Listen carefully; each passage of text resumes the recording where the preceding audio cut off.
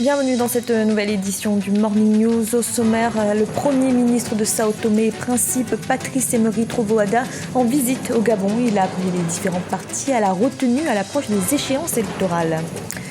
Crise scolaire au Sénégal, la grève des enseignants se poursuit à l'approche des examens de fin d'année.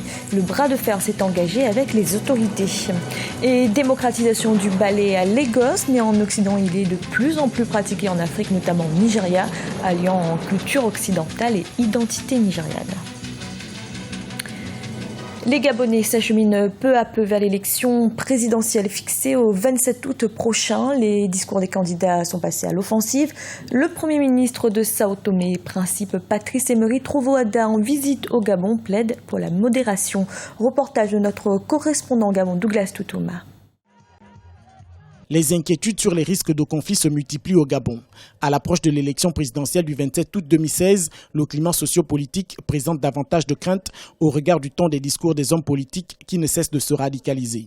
De passage au Gabon et confronté à cette réalité, le Premier ministre de la République de Sao Tomé, dont le pays et le Gabon entretiennent de bons rapports bilatéraux, a lancé un appel à la retenue. Les hommes politiques, quels qu'ils soient, doivent être responsables pour leurs affirmations. Moi, il est évident que les discours de haine sont à bannir dans la politique ou dans la vie.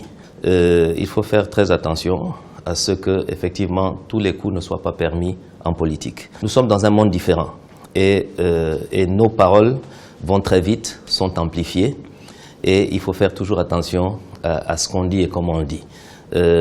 L'émotion est propre de l'homme, l'ambition est propre de l'homme, mais il faut aussi avoir de la retenue dans nos paroles parce qu'elles restent et surtout elles peuvent très facilement déclencher des situations qui ne sont souhaitables pour personne.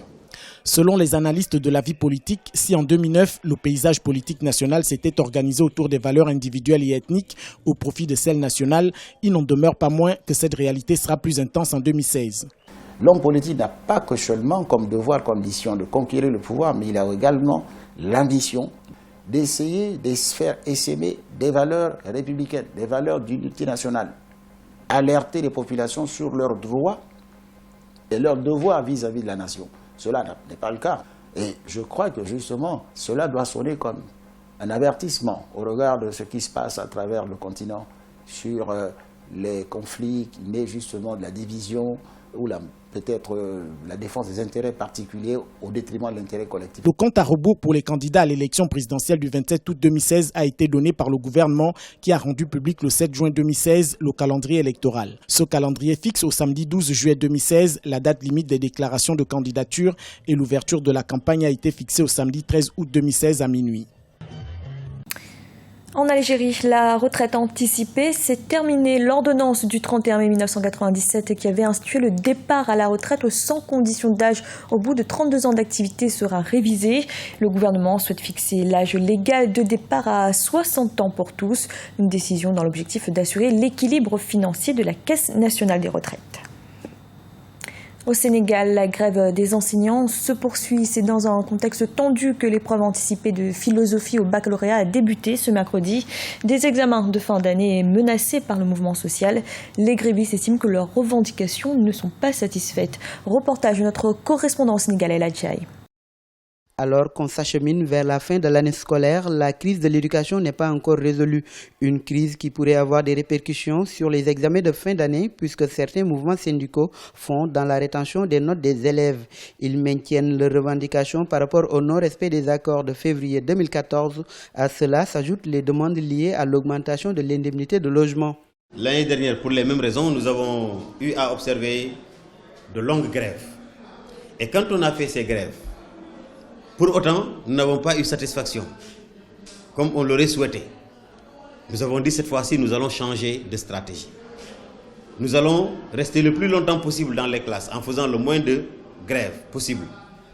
Mais maintenant, ce qu'il va falloir faire, c'est de procéder à la rétention des notes. Cette rétention des notes, nous devons rappeler qu'elle n'est pas une forme de lutte illégale. Parce qu'aucun texte de loi n'interdit la rétention des notes.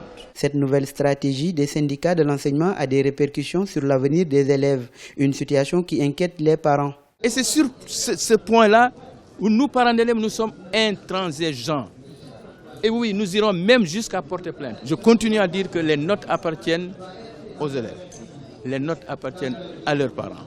Nous avons des parents qui ont les moyens, qui veulent envoyer leurs enfants à l'extérieur, mais il faut leur préinscription. Et cette préinscription nécessite absolument le bulletin.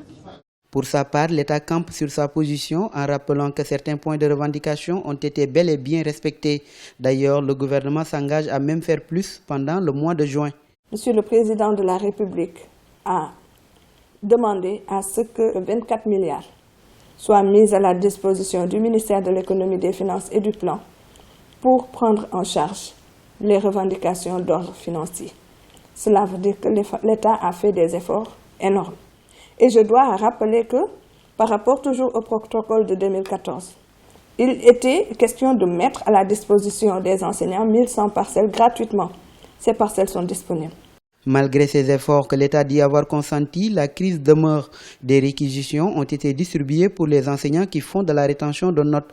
De leur côté, les syndicats d'enseignants concernés par ce bras de fer menacent de traduire l'État du Sénégal devant les institutions internationales du travail afin de le contraindre à respecter les droits des travailleurs. Partenariat entre Dangote et le groupe Afreximbank. Le groupe nigérian a conclu le 30 mai dernier l'acquisition de parts de la Banque africaine d'import-export afin de favoriser l'essor des voies commerciales continentales et ce à travers notamment un investissement de 1 milliard de dollars. Le capital d'Afreximbank est principalement détenu par des États du continent et des institutions financières africaines ou internationales. Et au Nigeria, justement, le ballet se démocratise. Cette danse rencontre un grand succès dans le pays, notamment à Lagos, la capitale. Enseignée depuis plus de 10 ans maintenant à la Société des Arts de la Scène, elle fait le bonheur des amoureux de l'art dramatique. Siamlo Victoria Sedji. La ville de Lagos au Nigeria est de plus en plus sous le charme du ballet, une danse occidentale vieille depuis la Renaissance italienne. Cette forme d'expression artistique, rythmée par des gestes et des pas de danse assez singuliers, s'installe confortablement dans le quotidien de plusieurs dizaines de jeunes Nigériens. Dispensé par la Société des Arts de la Scène depuis 2004, le ballet se fait connaître et brise ainsi les barrières de la distance qui en faisait une danse inaccessible. Pour ses pratiquants, il est devenu un passe-temps favori et un moyen de se rapprocher de la culture occidentale sans écarter leur propre richesse culturelle. Nous l'avions souvent vu à la télévision et nous pensions ne pas pouvoir y accéder un jour, croyant que c'était une danse spécifique aux Occidentaux parce que nous avons notre culture et notre propre style de danse. Mais quand je suis venu à l'école de danse et que j'ai effectivement appris le ballet, j'ai compris que la danse est un langage accessible à tout le monde. Même si vous ne parlez pas anglais, vous pouvez danser. Plus qu'une distraction, le ballet est devenu une école et une source de revenus pour de nombreux Nigériens.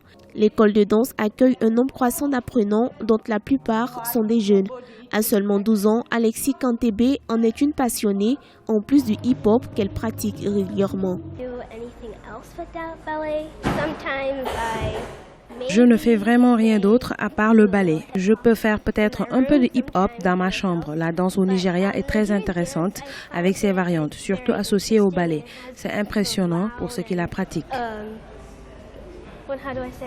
Plus de 100 danseurs ont franchi les portes de l'école de ballet. Cette danse qui s'impose peu à peu au Nigeria aurait, selon ses pratiquants, permis d'améliorer leur créativité. Les danseurs contemporains réussissent à marier pas traditionnel africain et danse classique, une grande diversité culturelle qui favorisera l'éclosion de talents.